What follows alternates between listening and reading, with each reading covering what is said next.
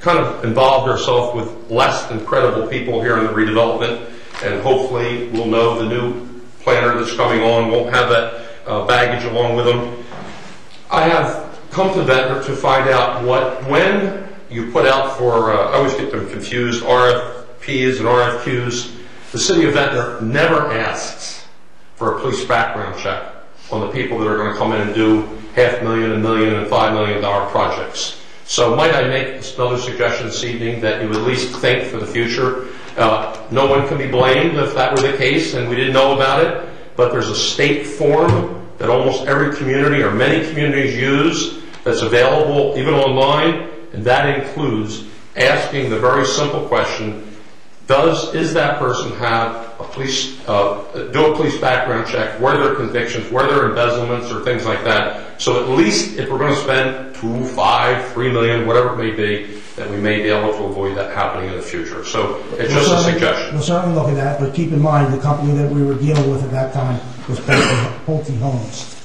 That alliance, which was in Levans, and we had told the Levans halfway through the process that we weren't comfortable with them as a developer, mostly because they hadn't had development experience, but because of these things that were out there, that we wanted them to partner with another company.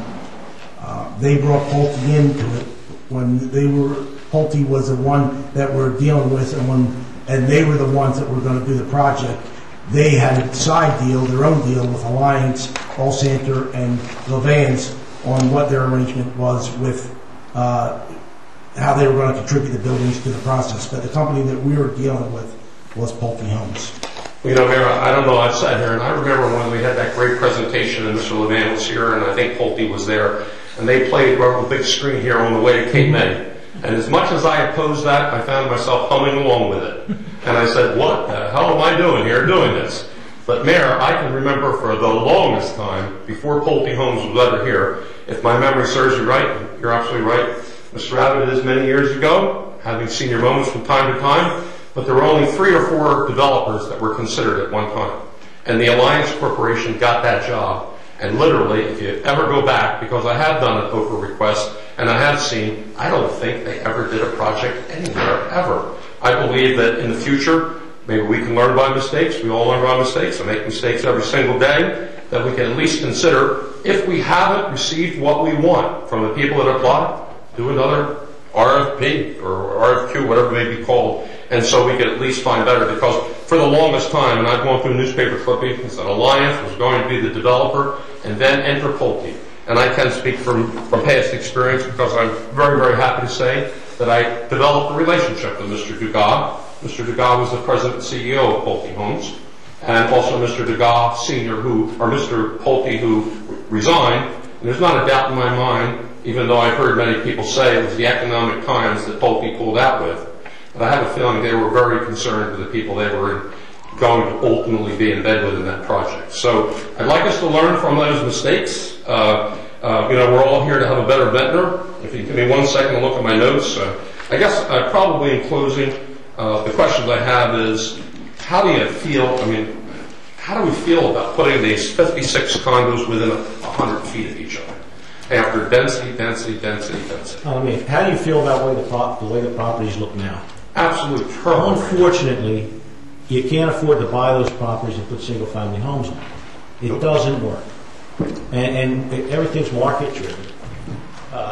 Myself, when you look at the plan, if you look at the density, the way they laid it out, his staff did a phenomenal job explaining the density to everybody who's in the audience. It is a reduction in density. And, I'm excited about it. I think most of the town's excited about that project. Unfortunately, the economics do not allow for single-family homes on those lots. I would disagree with you, Mr. Vespertino. I don't agree with you with the fact that it's a reduction in density. In other words, there was 32 apartments on the left-hand side coming this way, and they're now going to be 24, so that's a reduction. And there were 7 or 8 residential units on the right-hand side where Lou's was. It's now going to be 36. They spelled it out, very thoroughly, and it was evident that there is a reduction in density.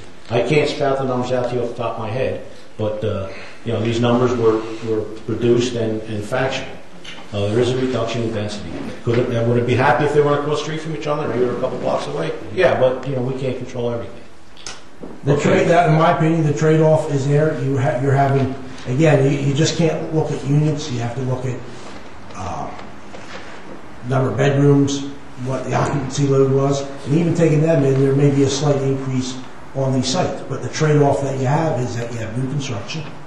You have units that we believe that there will be a large percentage of them will be second homeowners. Let me take that for the record.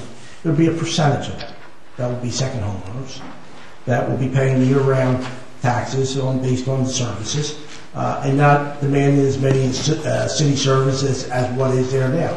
So that has to be taken into consideration is what is in the long best interest of the city. Having a little bit more density where in the summertime when we go to 30,000 people, 25,000 people, pick a number, that we have an extra 15 people on that block, it really doesn't make a difference.